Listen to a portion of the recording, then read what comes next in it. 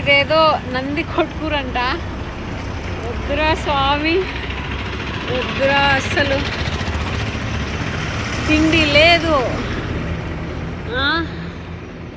నాకు అసలు పొద్దున్నుంచి నా వల్ల ఇంకా కావట్లా, చచ్చిపోయేలాగున్నాను నేను. I have been cycling more than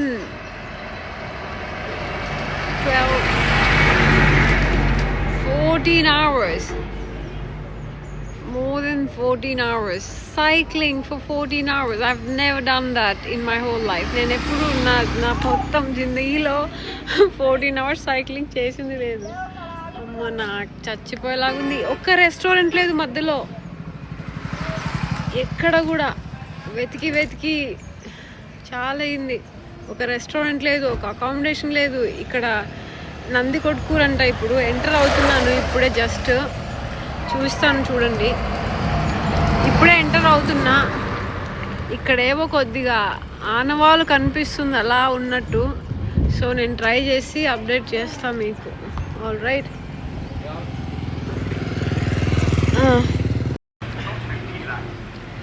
ఫైనల్గా ఒక హోటల్ దొరికింది. సైకిల్ ఇక్కడ పార్క్ చేసి నేను ఇప్పుడు ఇక్కడ హోటల్లో, పొద్దున్నుంచి తిండి లేదు. ఆ సైకిల్లో ఎండ చచ్చిపోయినట్టుంది. ఇప్పుడు ఒక రిలీఫ్గా ఒక హోటల్ దొరికితే బిర్యానీ ఉందంటే బిర్యానీ ఆర్డర్ పెట్టుకొని తింటున్నాం. ఓకే, సో ఇప్పుడు కొంచెం relaxed. But next step accommodation. Finding the accommodation is the most elusive part. So we will see. ఇక్కడ వీళ్ళని అడుగుదాము ఎక్కడ దొరుకుతాయో, మరి తర్వాత మీకు అప్డేట్ చేస్తాను.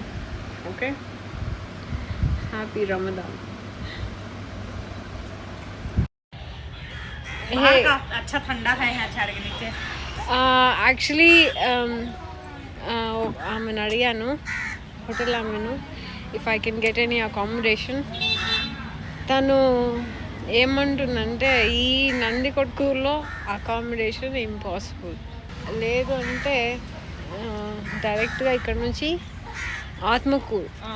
I'll have to ride all the way till Atmakur. So that will take another 3 hours. All the best, Akka.